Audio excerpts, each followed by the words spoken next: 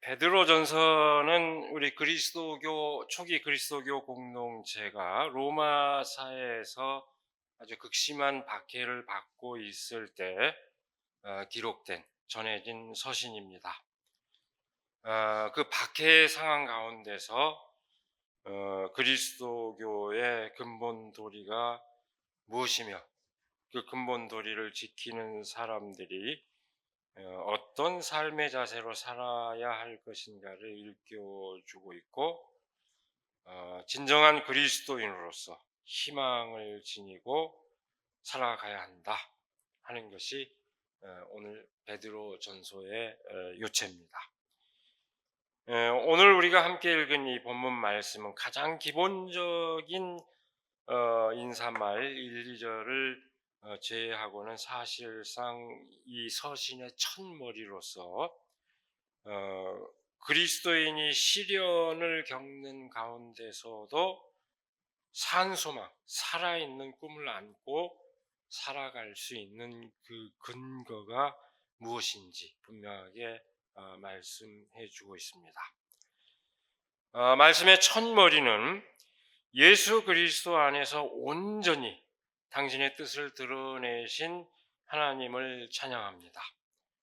그 하나님께서는 크신 자비로 우리를 거듭나게 하시고 예수 그리스도를 죽은 사람들 가운데서 다시 살리심으로써 우리에게 산소망, 다시 말해서 살아있는 꿈을 안겨주셨습니다.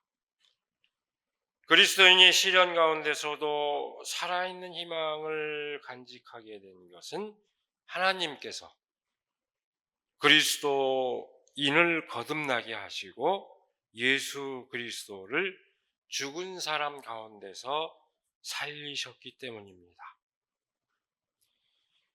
여러분, 이 말씀에서 병행되고 있는 것을 잘 주목하시기 바랍니다. 그리스도인의 거듭남과 예수 그리스도의 부활이 계속 병행되고 있습니다.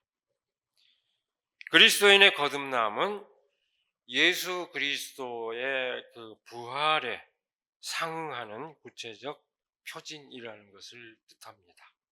바꿔 말하면 부활의 체험은 거듭난 삶으로 드러난다는 이야기입니다. 본문 말씀의 첫 구절은 바로 그것을 통해 그리스도인은 산 소망을 갖게 되었다는 것을 말합니다. 산 소망. 그것은 내 삶을 이끄는 동력으로 내 삶에 영향을 끼치고 있는 그 진정으로 살아있는 그 소망을 말합니다. 그 소망, 그 꿈이 지향하는 것이 무엇일까요? 하나님께서 그리스도를 따르는 사람에게 보장하는 유산입니다. 썩지 않고 더러워지지 않고 낡아 없어지지 않는 유산으로 그것은 하늘에 보존되어 있다고 오늘 말씀은 기록하고 있습니다. 여기서 산 소망의 구체적 내용으로 그리스도인이 하나님으로부터 유산을 받는다는 것은 하나님의 상속인, 다시 말해서 하나님의 자녀가 되는 것을 뜻합니다. 하나님은 예수 그리스도의 아버지일 뿐 아니라 예수 그리스도를 따르는 그리스도인의 아버지가 됩니다.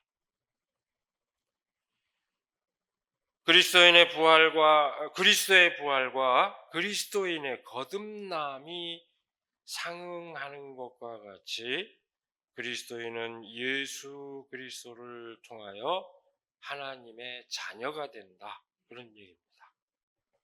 이것은 하나님과 인간의 새로운 관계를 말합니다. 부모와 자식 간의 관계처럼 사랑과 믿음으로 이루어진 관계입니다. 그 관계 안에 경험하는 현실은 지금 인간들이 경험하는 현실과 엄격히 구별된다는 의미에서 썩지 않고 더러워지지 않고 낡아 없어지지 않는 것입니다. 그것은 삶의 궁극적 목적이 된다는 의미에서 하늘에 간직되어 있습니다.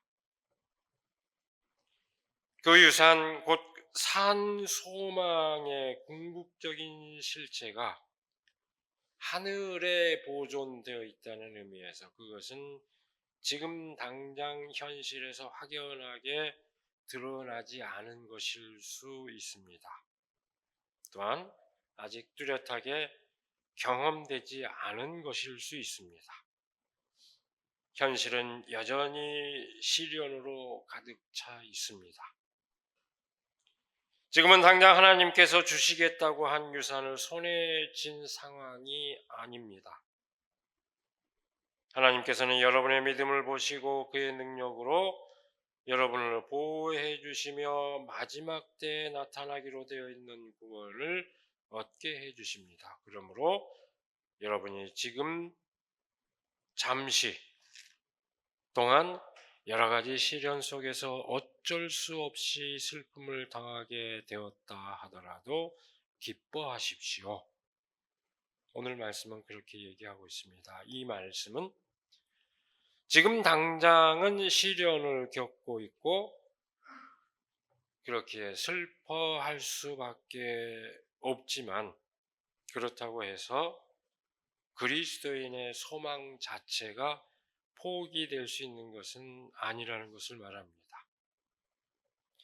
그것은 한편으로는 하나님으로부터 보호를 받고 있기 때문이며 또 다른 한편으로는 진정으로 소망을 간직한 그 믿음을 확인할 수 있는 기회이기 때문입니다. 그것은 궁극적 목적을 지향하는 진정한 소망을 견지하는 잠정적인 일시적인 그 시련 때문에 스스로 결코 무너지지 않는다는 것을 뜻합니다. 그러기에 오히려 기뻐하라 말씀은 그렇게 선포하고 있습니다. 이것은 물론 초기 그리스도인들, 제가 서두에 얘기했죠. 박해를 극심하게 받고 있고 시련 가운데 있는 그리스도인들에게 주어진 말씀입니다. 로마서에서 그런 초기 그리스도인들의 상황을 유념한 말씀입니다. 그러나 이 말씀은 오늘 우리에게도 그대로 적용될 수 있는 말씀이기도 합니다. 우리가 바라는 희망이 아련하게만 느껴지고 있고 따라서 갖가지 난관이 쉽사리 극복되기 어려운 것처럼 느껴지는 개인적으로도 그런 체험을 할 수 있으며 우리 지금 역사적으로 사회적으로도 역시 크게 다르지 않습니다. 그런 상황에도 그대로 주어진 말씀이라고 할 것입니다. 우리가 지향하는 희망과 믿음이 하나님의 뜻, 곧 보편적인 의와 선을 향한 것이 분명하다면 현실의 시련과 난관 때문에 그 희망과 믿음이 꺾일 수 없다는 것을 오늘 본문 말씀은 우리에게 힘주어 말하고 있습니다.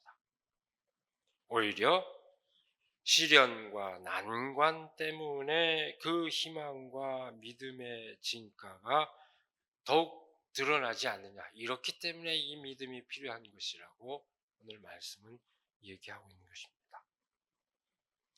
그것은 불로 연단하여 정련되는 그야말로 불순물이 다 제거되고 정련되는 그 승금보다 그 믿음은 더욱더 고귀하다고 강조하고 있습니다. 네, 여러분 오늘 말씀 말미에는 아주 실제적이면서도 동시에 아주 의미심장한 말씀으로 시련 가운데 있는 그리스도인들을 격려하고 있습니다. 여러분은 그리스도를 본 일이 없으면서도 사랑하며 지금 그를 보지 못하면서도 믿으며 말로 다 표현할 수 없는 즐거움과 영광을 누리면서 기뻐하고 있습니다. 여러분은 믿음의 목표 곧 여러분의 영혼의 구원을 받고 있는 것입니다.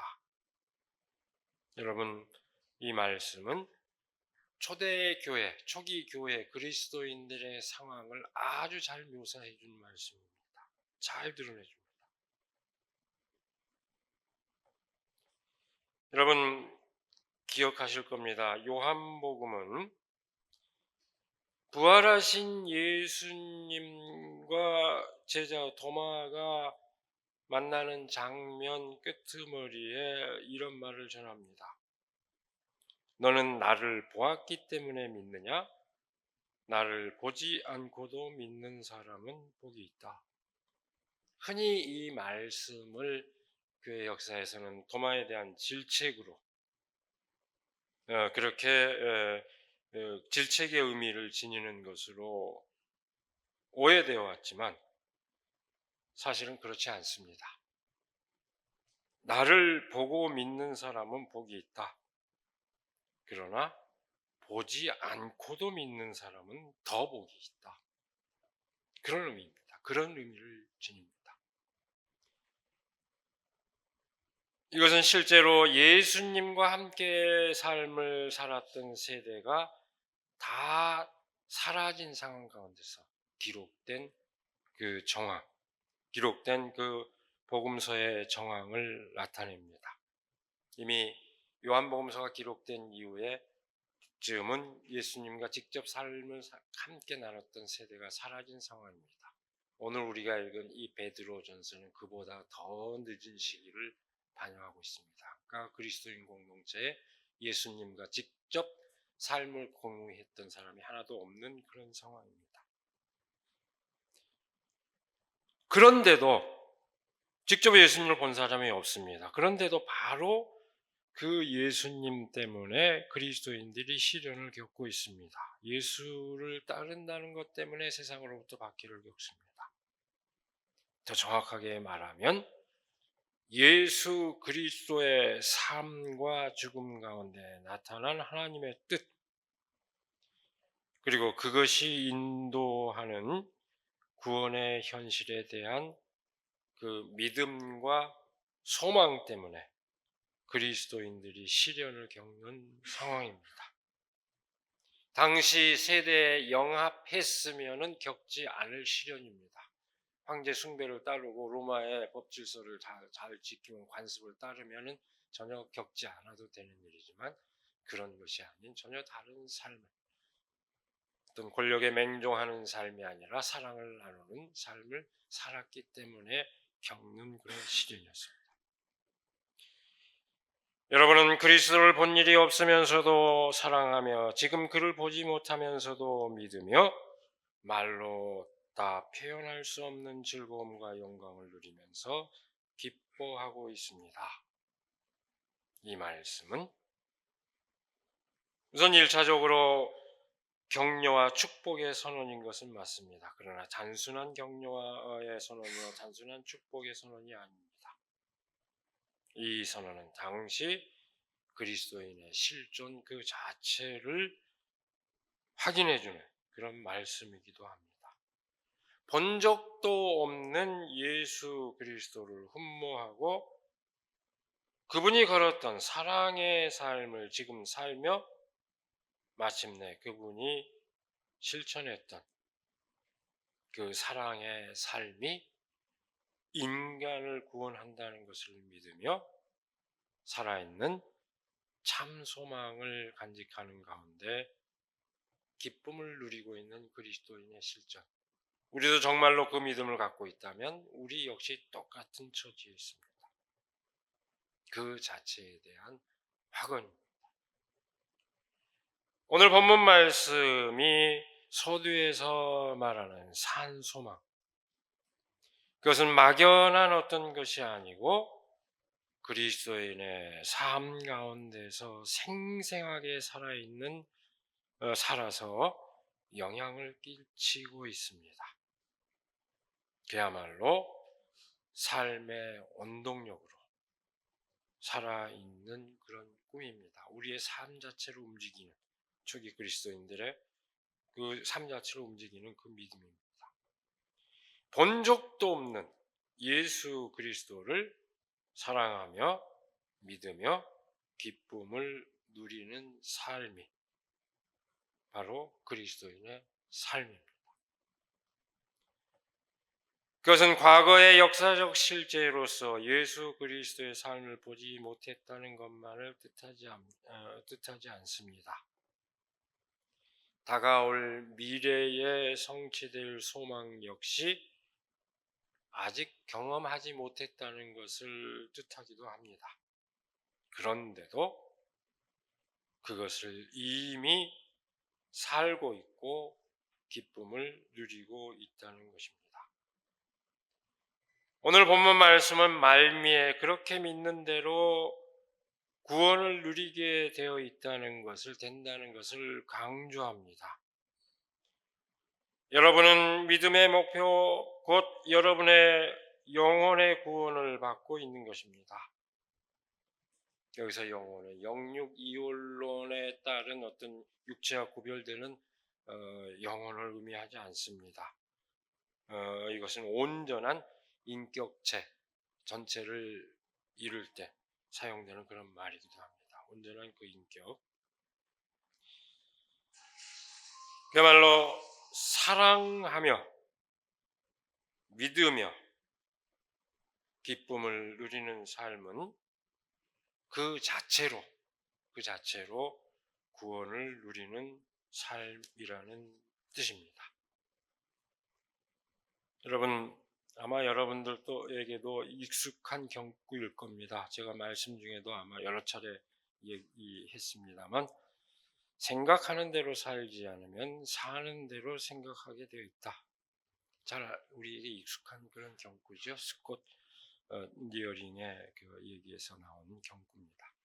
꿈을 꾸면 현실의 속박을 벗어날 수 있지만 꿈꾸지 않으면 그대로 현실의 속박에 매여 있을 수밖에 없습니다.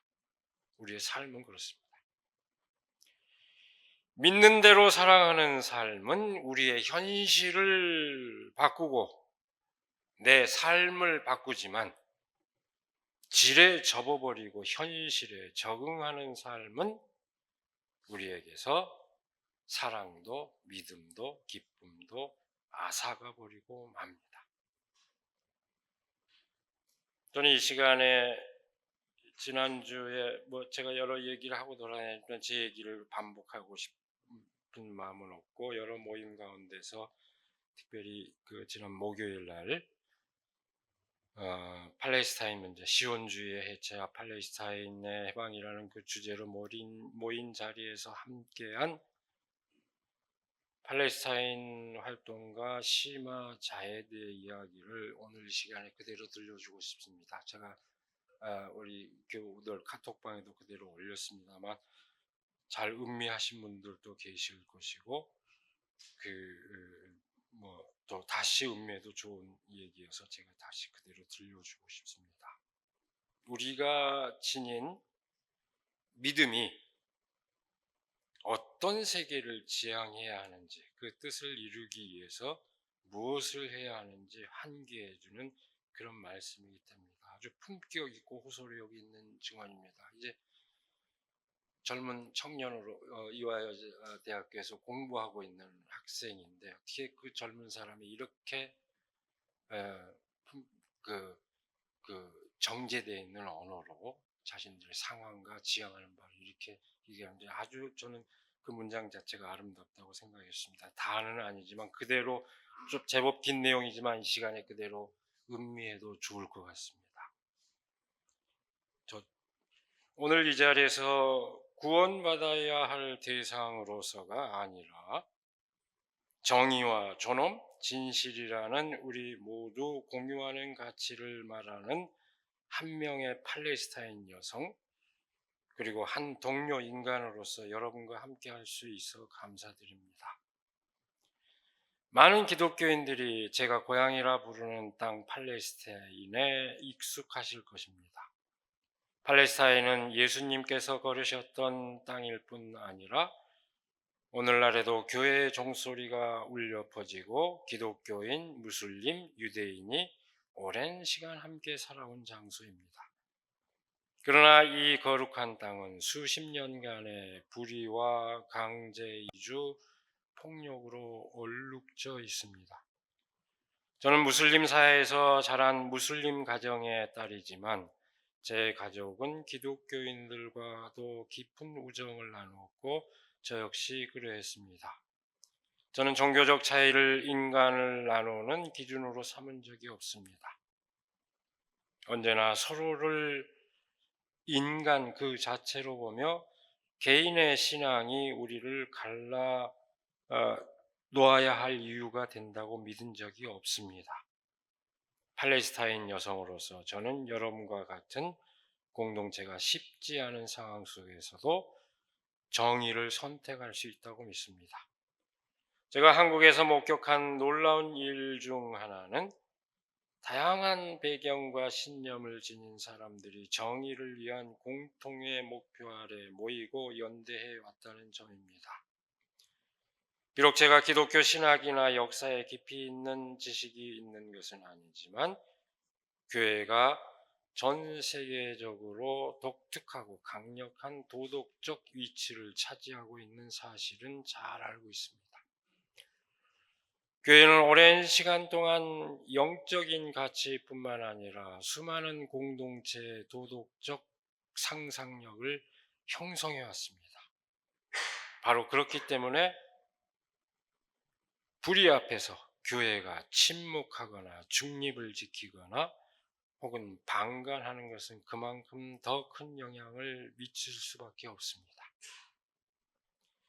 성경은 하나님을 평화의 존재로 묘사하며 이웃을 사랑하라는 가르침을 전합니다. 이러한 원칙들은 기독교인이 세상을 살아가며 실천해야 할 행동의 기준이 되어야 합니다.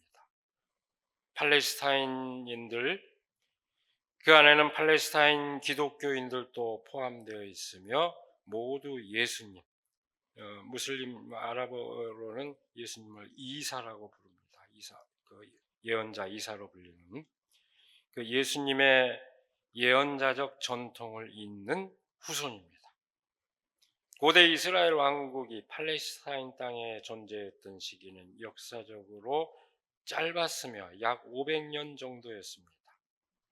이는 시온주의가 오늘날 이 땅에 대한 정당한 권리를 주장하는 것이 얼마나 부당한지를 보여줍니다. 시온주의는 부유하고 권력 있는 자들의 이해관계를 대면하며 이는 가난한 자들을 우선시하고 부의 부패성을 경계하셨던 예수님의 가르침과 명백히 상충됩니다.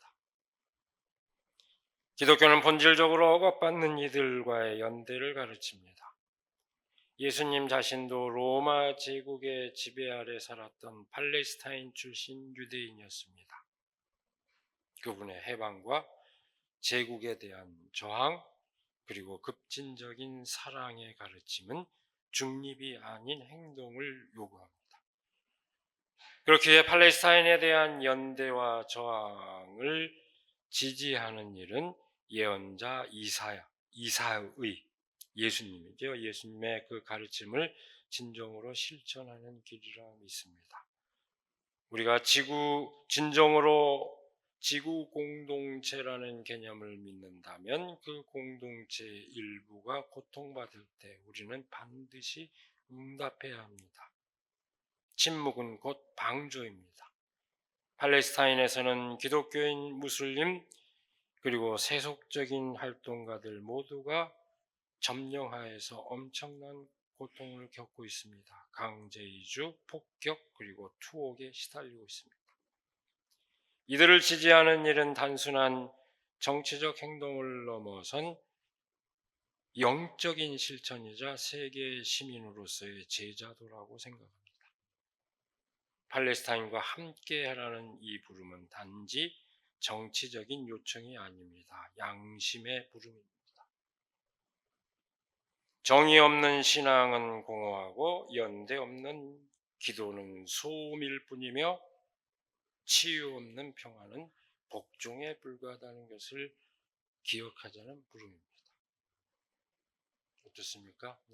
저는 그래서 제가 허락을 받고 제가 부분 발췌했습니다만 전문을 이건 많은 사람들에게 전하고 싶다 해서 페이스북에 그대로 영어와 우리말 번역을 다 올렸습니다만 저는 정말로 상황 속에서 우리가 무엇을 지향해야 되는지 일깨워주는 가슴을 울리는 그런 얘기라고 생각합니다.